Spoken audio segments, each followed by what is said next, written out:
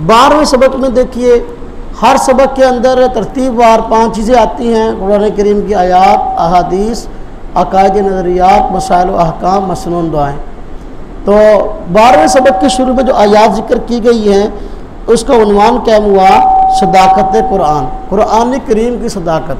यानी इन आयात में अल्लाह तबारक व तआला ने कुरान करीम का अल्लाह की किताब होना साबित फरमाया कि कुरान करीम वाकई अल्लाह की किताब है और अल्लाह ताला का कलाम है। देखें, फरमाया औज़ु बिल्लाहि मिनश शैतानिर रजीम, बिस्मिल्लाहिर रहमानिर रहीम, कुल लइन इज्तमाअतिल इंसु वल जिन्नु अला अन यातू बिमिस्लि हादल कुरआन ला यातूना बिमिस्लि वलौ काना बादुहुम लिबादिन दहीरा।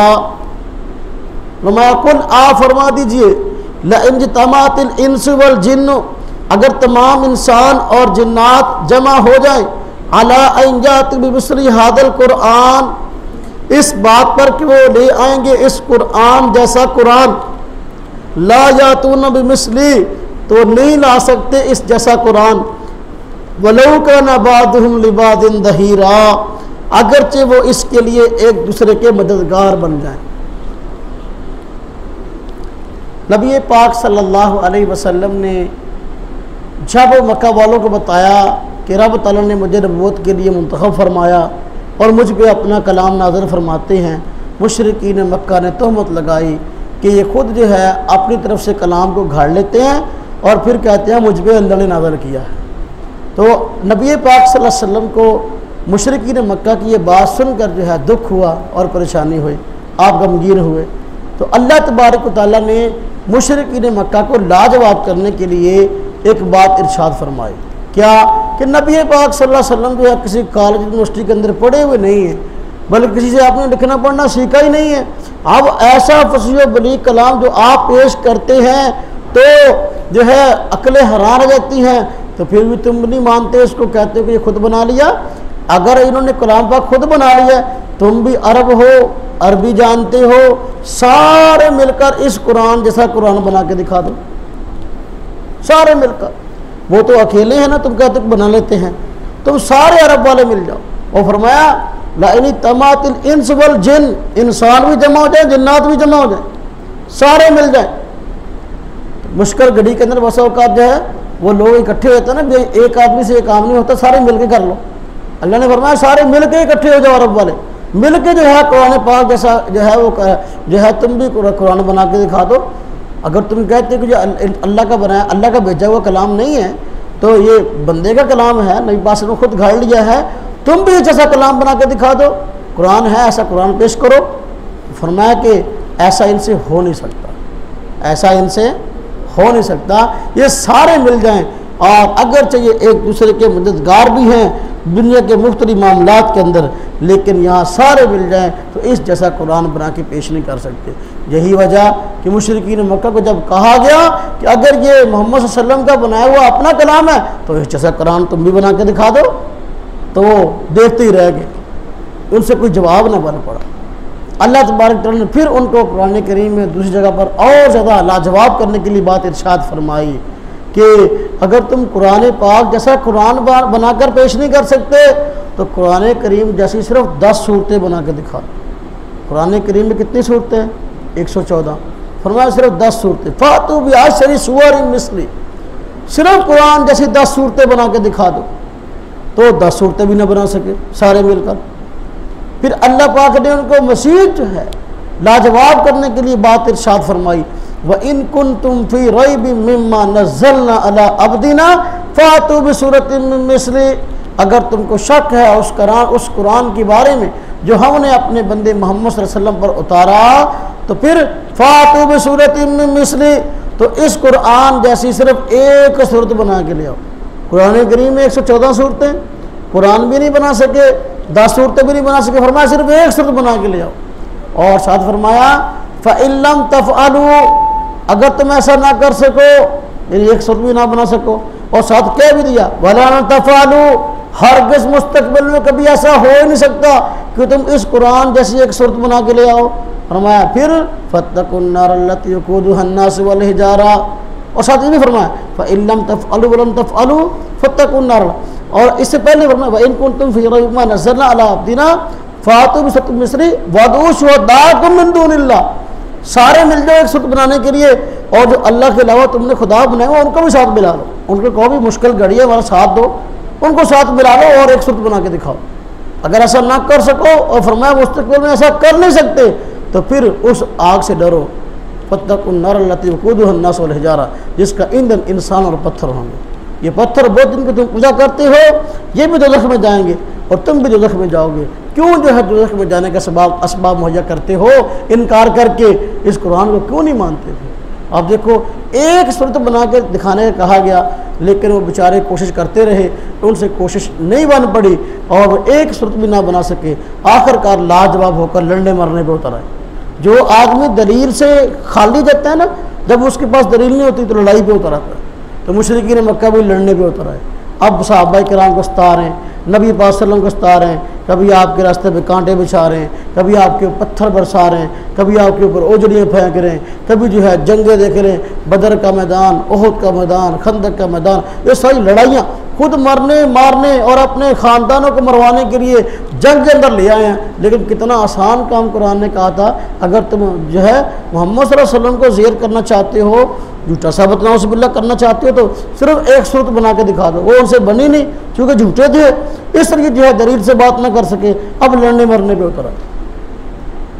तो कुरान करीम की सदाकत इससे वाज़ेह हो गई कि जब एक सूरत भी अरब वाले मिलके नहीं बना सके तो ये इस बात का वाज़ेह सबूत है कि कुरान करीम जो है वो वाकई रब तआला कलाम है, और वाकई जो है ये नबी पाक सल्लम जो है वो अल्लाह के नबी और रसूल हैं, और जो है साबका अंबिया की तरह आप पर उतरने वाली वही बरहक है। हदीस शरीफ देखिए, हदीस शरीफ में उन्वान कायम हुआ अज़ान और इकामत का मसनून तरीका। ये हदीस की मारूफ किताब है मुसन्नफ़ अब्दुर रज़्ज़ाक़, इमाम अब्दुर रज़्ज़ाक़ इमाम बुखारी रहमतुल्लाह अलैह के उस्ताद हैं, उनकी मारूफ किताब है। तो उसके बाद बदउल अज़ान, अज़ान की इब्तिदा कैसी हुई, ये चैप्टर है, इसमें ये हदीस ज़िक्र की गई। हज़रत असवद रहमतुल्लाह अलैह फरमाते हैं कि हज़रत बिलाल रज़ी अल्लाह अन्हु अज़ान और इकामत कलिमात को दो दो मरतबा कहा करते थे। हज़रत बिलाल रज़ी अल्लाह अन्हु अज़ान के कलिमात तो कहते तब भी दो दो मरतबा कहते, इकामत कलिमात तो कहते तब भी दो दो मरतबा कहते। तो अब जो है अज़ान के कलिमात दो दो मरतबा और इकामत कलिमात भी दो दो मरतबा इस हदीस के तकाज़े के मुताबिक। और हज़रत बिलाल नबी पाक सल्लल्लाहु अलैहि वसल्लम के वो मुअज़्ज़िन हैं, हाँ जी, जिनको रब ताला के पैगम्बर सल्लल्लाहु अलैहि वसल्लम ने ख़ास तौर पे इस काम के लिए मुंतखब फरमाया था, है ना जी। जो आम हालात में भी अज़ान यही कहते, जब जिस दिन मक्का फ़तह हुआ तो नबी पाक सल्लल्लाहु अलैहि वसल्लम ने बिलाल को फरमाया बिलाल चढ़ो बैतुल्लाह पर और जो है वो अज़ान कहो। तो ये ख़ास मुअज़्ज़िन थे नबी पाक सल्लल्लाहु अलैहि वसल्लम के। तो उनका तर्ज क्या था, जब अज़ान कहते उसमें भी अज़ान कलिमात दो दो कहते, जब इकामत कहते तो इकामत कलिमात भी दो दो मरतबा कहते थे। आज बाद अगर आप इकामत कलिमात एक एक मरतबा कह देते हैं और फिर हमारी मस्जिदों में आकर वसौका ज़बरदस्ती करते हैं और वही इकामत यहाँ कहने की कोशिश करते हैं, उनका ये अमल खिलाफ सुन्नत है। उनका ये अमल है दो दो मरतबा इकामत कलिमात कहने हैं, अशहदु अल्ला इलाहा इल्लल्लाह, अशहदु अल्ला इलाहा इल्लल्लाह, अशहदु अन्ना मुहम्मद रसूलुल्लाह, अशहदु अन्ना मुहम्मद रसूलुल्लाह। इस तरह जो है हय्या अलस सलाह, हय्या अलस सलाह, हय्या अलल फलाह, हय्या अलल फलाह, कद कामतिस सलाह, कद कामतिस सलाह। इस तरह अल्लाहु अकबर, ला इलाहा इल्लल्लाह। तो दो दो मरतबा जो है इकामत कलिमात कहने, एक मरतबा नहीं कहने। अब बस औकात लोग क्या दी करते हैं कि अच्छा दलील तो वो भी पेश करते होंगे ना, वो क्या दलील पेश करते हैं। पहली बात है कि हमें उनकी दलील को जानने की ज़रूरत नहीं। तो अगर किसी आदमी ने सुनी है तो उसका जवाब सुन ले, उसका मतलब ये नहीं है कि अज़ान के कलिमात कह रहे हैं, उसका मतलब ये है कि अज़ान के कलिमात एक सांस में कह जाते हैं। जिस तरह देखो अज़ान है ना, अज़ान उसका मतलब है कि इकामत के कलिमात एक सांस में कह जाते हैं। अज़ान है, इसके कलिमात में से हर कलमा जो है एक एक सांस में कहा जाता है। देखिए अशहदु अल्ला इलाहा इल्लल्लाह, मुअज़्ज़िन अज़ान देता है ना अज़ान में, अशहदु अल्ला इलाहा इल्लल्लाह एक मरतबा कलमा कह के सांस तोड़ देता है। अशहदु अन्ना मुहम्मदर रसूलुल्लाह सांस को तोड़ दिया। अशहदु अन्ना मुहम्मदर रसूलुल्लाह ये अज़ान है। सांस तोड़ दिया। तो लेकिन इकामत के अंदर इन दो कलमात के दरमियान सांस तोड़ा नहीं जाता, बल्कि दोनों कलमात को एक सांस में कहा जाता है। अशहदु अल्ला इलाहा इल्लल्लाह, अशहदु अल्ला इलाहा इल्लल्लाह, अशहदु अन्ना मुहम्मदुर रसूलुल्लाह, अशहदु अन्ना मुहम्मदुर रसूलुल्लाह। इस तरह दो कलमात कह के फिर सांस तोड़ते हैं। तो समझने वाला ये समझे शायद कलमात कहने एक मरतबा है, हालांकि ऐसी बात नहीं है। कलमात दो तो मरतबा ही कहने, अजान में भी इकामत में भी। लेकिन अजान में एक कलमा कह के सांस तोड़ देना है, लेकिन इकामत के अंदर दो कलमात कह के फिर सांस को तोड़ना है, बस ये मतलब। अकायद कुतुब समाविया, आसमानी किताबें, मतलब ये जिस ज़माने में जिस नबी पर जो किताब अल्लाह ताला ने नाज़िल फरमाई वो बरहक और सच्ची थी। जैसे हज़रत मूसा अलैहिस्सलाम पर तौरात, हज़रत दाऊद अलैहिस्सलाम पर ज़बूर, हज़रत ईसा अलैहिस्सलाम पर इंजील, हज़रत सल्लल्लाहु अलैहि वसल्लम पर कुरान करीम अल्लाह पाक ने नाज़िल फरमाया। अलबत्ता बाकी किताबें मनसूख हो चुकी हैं और अब क़यामत तक की कुतुब समाविया में से वाजिबुल इत्तिबा और निजात का मदार सिर्फ कुरान करीम ही है। यानी अल्लाह तबारक व तआला ने वक़्त के तकाज़े के मुताबिक अम्बिया को भेजा। आदम अलैहिस्सलाम से सिलसिला शुरू हुआ, नबी पाक वसल्लम पर सिलसिला ख़त्म हुआ। अम्बिया पर वक़्त के तकाज़े के मुताबिक रब तआला ने वही नाज़िल की और वही जो है वो या तो साहिब की शक्ल में आई या कुतुब की शक्ल में आई। यानी अल्लाह पाक ने बाद अम्बिया पर सहीफ़े भेजे। सहीफ़ा कहते हैं कि अपना चंद औराक के मजमूए को, और किताब जो होती है उसमें ज़्यादा जो है वो अपना बातें बयान की गई होती हैं। तो अल्लाह पाक ने बाद अम्बिया पर किताबें भेजी, बाद पर सहीफ़े भेजे। जिस तरह कि अल्लाह पाक ने कुरान करीम में फरमाया सुहूफ़ इब्राहीम व मूसा, इब्राहीम अलैहिस्सलाम पर सहीफ़े भेजे थे। हाँ जी, मूसा अलैहिस्सलाम पर तौरात आई थी, लेकिन इसलिए कई सहीफ़ों के मजमूए को किताब भी कह देते हैं, इसलिए इसका इतलाक़ मूसा अलैहिस्सलाम पर भी हो गया। मूसा अलैहिस्सलाम पर साहिब नाज़िल हुए। तो देखें, जिस नबी पर जो किताब जो सहीफ़ा नाज़िल हुआ, हमारा ईमान है कि वो नबी भी सच्चे थे, उन पर उतरने वाली किताब भी सच्ची थी। इब्राहीम अलैहिस्सलाम अल्लाह के सच्चे पैगम्बर, उन पर उतरने वाले सहीफ़े भी सच्चे। मूसा अलैहिस्सलाम सच्चे पैगम्बर, उन पर उतरने वाली तौरात सच्ची किताब है। और दाऊद अलैहिस्सलाम अल्लाह के सच्चे पैगम्बर, उन पर उतरने वाली किताब ज़बूर भी सच्ची थी। ईसा अलैहिस्सलाम अल्लाह के सच्चे पैगम्बर, उन पर उतरने वाली इंजील किताब भी सच्ची थी। हाँ अलबत्ता किताबें बिल्कुल अपनी जगह सच्ची और बरहक थी, लेकिन उन अम्बिया के दुनिया से पर्दा फरमाने के बाद अब मामला ये हुआ है कि लोगों ने उन किताबों के अंदर तब्दीलियाँ कर दी हैं। वो किताब बिल्कुल बरहक थी जो मूसा अलैहिस्सलाम पे उतरी तौरात, लेकिन आज जो तौरात मौजूद है यहूदियों ने इसमें तहरीफ कर दी है। और वो इंजील बरहक थी जो ईसा अलैहिस्सलाम पर उतरी, लेकिन ईसाइयों ने आज इस इंजील के अंदर जो है वो अल्लाह आपका भला करे तब्दीली कर दी है। हमारा इंजील पर ईमान है, लेकिन उस इंजील पर ईमान है जो ईसा अलैहिस्सलाम पर उतरी थी। इसमें हो सकता है कुछ बातें जो हैं वो सही हों, लेकिन हम कुल्लियतन इसको वो अल्लाह की नाज़िलशुदा किताब नहीं कह सकते जो कि अल्लाह ताला ने हज़रत ईसा अलैहिस्सलाम पर नाज़िल की थी। क्योंकि आज की ईसाईयत, आज की यहूदियत बहुत बिगड़ चुकी है, बहुत बिगड़ चुकी है। ये आज के यहूदी और ईसाई किसी मज़हब के कायल हैं ही नहीं।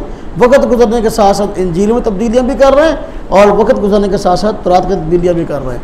आप देख लें, मुख्तलिफ इलाकों की छपी हुई तौरात ले लें, आपको उसमें फ़र्क नज़र आएगा। मुख्तलिफ इलाकों की छपी हुई इंजील ले लें, मेरे पास कई इंजीलें पड़ी हैं, इंडिया की छपी हुई है, पाकिस्तान की है, बांग्लादेश की है, और इंग्लिश की पड़ी है, और एक फ्रेंचाइज ज़ुबान की उसकी पड़ी है। सब के अंदर जो आपस के अंदर फ़र्क है। कुरान करीम का ये अल्लाह रब्बुल इज़्ज़त ने एजाज़ अता फरमाया, कुरान पाक को कहीं का भी छपा हुआ ले लें तो ये हर जगह छपा हुआ एक है, इसमें बिल्कुल कोई तब्दीली नहीं है। क्यों? इसलिए कि पहली किताबें आईं और उन अम्बिया की ड्यूटियाँ जो शरीयत पहुँचाने वाले लोगों को थी वो ड्यूटियाँ पूरी हो चुकी। अब जो है वो किताबें मनसूख हो चुकी, नबी वसल्लम जो है उनकी शरीयत बाकी है, इसलिए उनकी किताब भी बाकी है। और चूँकि शरीयत आप ही क़यामत तक बाकी रहेगी, इसलिए किताब भी बाकी रहेगी और इसमें किसी किस्म की तब्दीली नहीं होगी। बात समझ आई ना जी? सदाकत कुरान, सदाकत हजरत सदाकत कुरान के सूरह फातिहा से लेकर वन्नास तक कुरान करीम का एक एक लफ्ज़ महफूज है, एक एक लफ्ज़। इसमें एक भी लफ्ज़ बल्कि हरफ के इनकार या तहरीफ का अकीदा रखना कुफर है। यानी मुसलमानों का अकीदा नजरिया है कुरान करीम जैसे उतरा था आप वसल्लम पर ऐसा ही आज मिन्न अन महफूज है, इसमें ज़र्रा भर भी तब्दीली नहीं हुई। जिस आदमी का ये अकीदा हो कि इसमें तब्दीली हो गई तो मुसलमान नहीं बल्कि दायरा इस्लाम से खारिज है। जिस तरह की शिया हज़रात की किताबों में लिखा है कि जो है ये कुरान करीम जो है इसके अंदर तब्दीली हो गई। अब जो हम कहते हैं ना शिया हज़रात के बाद नज़रियात कुफरिया हैं, तो उसकी वजूहात में से एक वजह ये भी है कि उन किताबों में लिखा है ये कुरान करीम जो है ये असली नहीं है, इसमें तब्दीलियाँ हो गई हैं।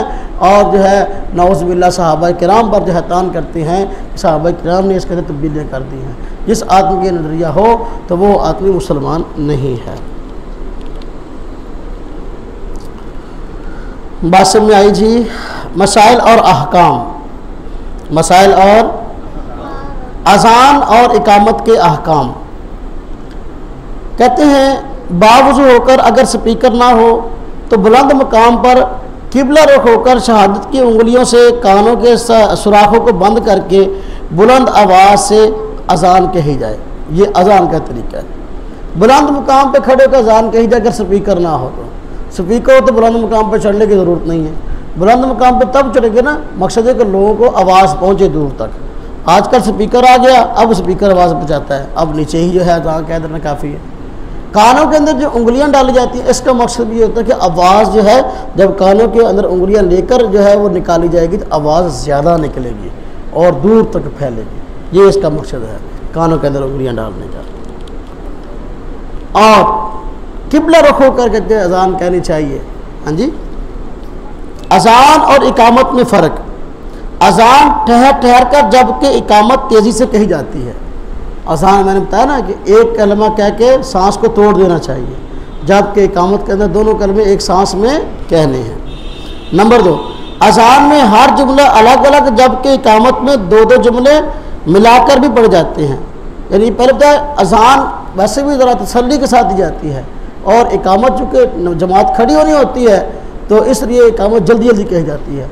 और अज़ान के कलिमात जो है वो एक एक करे कहे जाते हैं, इकामत के कलिमात जो हैं वो दो दो करे कहे जाते हैं। और हर जुमले के आखिरी हरफ को कहते हैं हर जुमले के आखिरी हरफ को सुकून यानी जिस्म के साथ वक़फ़ किए बगैर पढ़ा जाता है। किसको? इकामत के अंदर कलिमात को जो है। अज़ान और इकामत के अल्फाज, अज़ान के अल्फाज सबको आते हैं।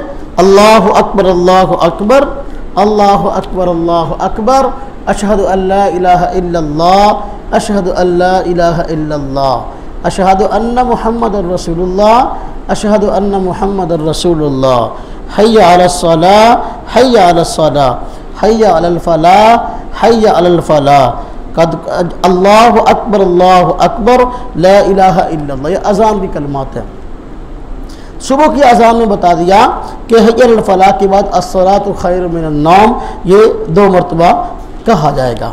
और इकामत के अल्फाज ये अज़ान वाले ही हैं, लेकिन इसमें जो है हय्या अलल फलाह के बाद कह रहे हैं कि कद कामत सलाह, कद कामत सलाह 2 मरतबा कहा जाएगा और इसका इजाफ़ा किया जाएगा। अज़ान का हुक्म कहते हैं अज़ान कहना सुन्नत मुअक्कदा अलल किफ़ाया है, मुअक्कदा अलल किफ़ाया है। लिहाजा महल्ले में अगर एक शख्स अज़ान कहे तो यह सुन्नत सब की तरफ से अदा हो जाती है। और अगर बस्ती वाले अज़ान छोड़ने का फ़ैसला कर लें तो अमीरुल मोमिनीन इनसे जंग कर सकता है। यानी अज़ान एक इलाके में कम अज़ कम एक जगह पर अज़ान होना ये अपना सुन्नत मुअक्कदा अलल किफ़ाया है। यानी ऐसी सुन्नत है जिसकी ताकीद की गई है। और किफ़ाया कि अगर एक ने कह ले सब की तरफ से अदा हो गई। अब जो है सब इलाके वालों के लिए नमाज़ पढ़ना जायज़ हो गया। लेकिन जो है अगर एक जगह पर भी अज़ान नहीं हुई तो अज़ान कही जाएगी, फिर नमाज़ पढ़ी जाएगी। बात समझ में आई ना जी। अगर ऐसा है कि एक इलाके के लोग जो हैं वो ये बेवकूफ़ी करें कि हम अज़ान के बगैर नमाज़ पढ़ा करेंगे, हमने अज़ान देनी नहीं है, तो अज़ान ये शायर इस्लाम में से है और मुसलमानों के इम्तियाज़ी जो है वो मुसलमानों के इम्तियाज़ी निशानों में से एक निशान है, अलामतों में से खुसूसियात में से खसूसियत है। जो इसको छोड़ने के लिए इकट्ठे हो जाएंगे वह उन्होंने शरीयत के शायर में से एक का इनकार किया और उसकी तौहीन की है। इसलिए वो खलीफे वक़्त इनसे जंग कर सकता है इस शिआर के छोड़ने की वजह से।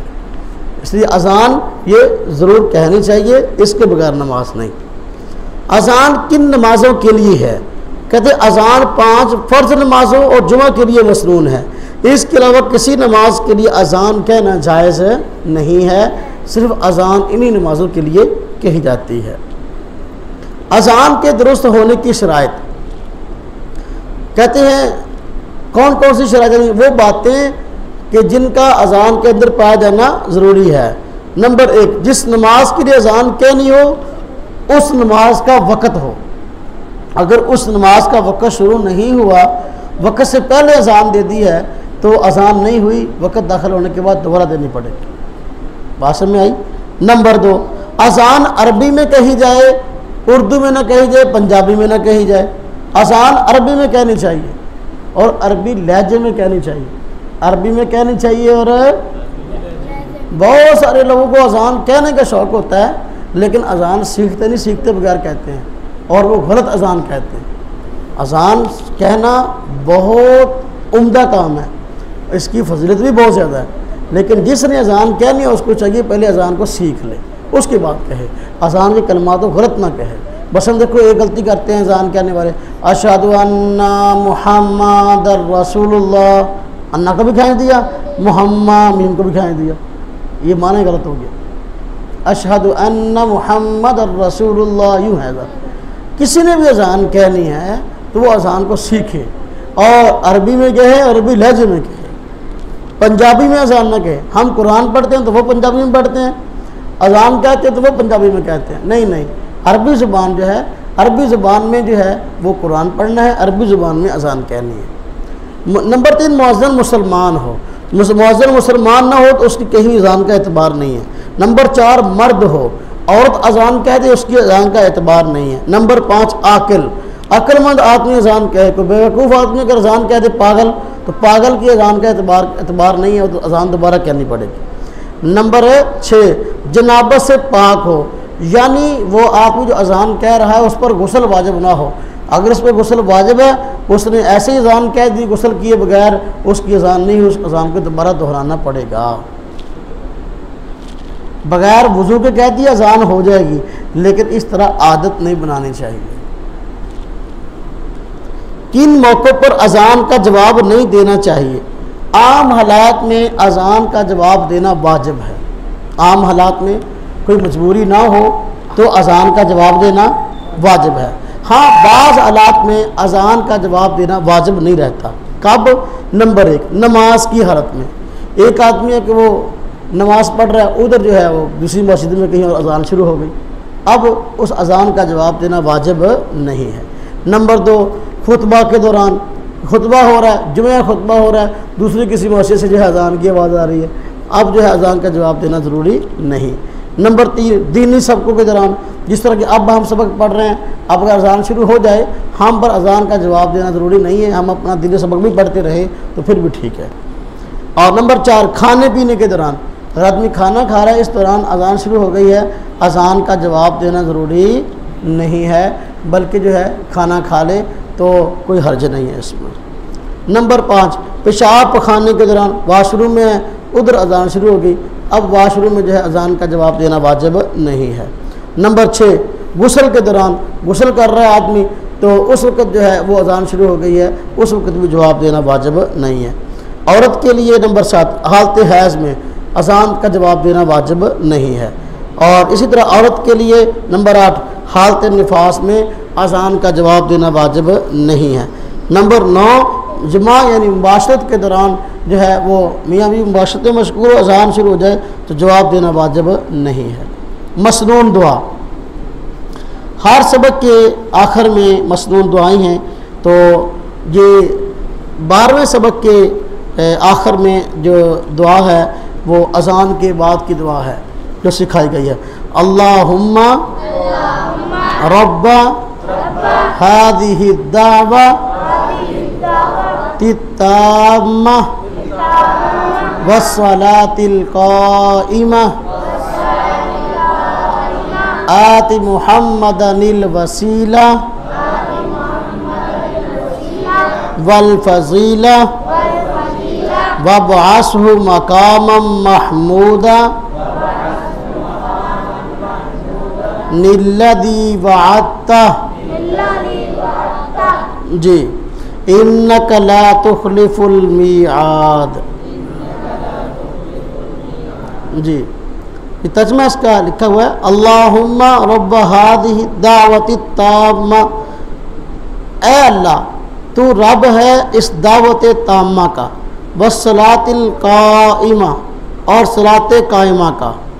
हाँ जी, आति मुहम्मदनिल वसीलतिल फजीला, तो अता फरमा मोहम्मद सल्लल्लाहु अलैहि वसल्लम को वसीला और फजीलत।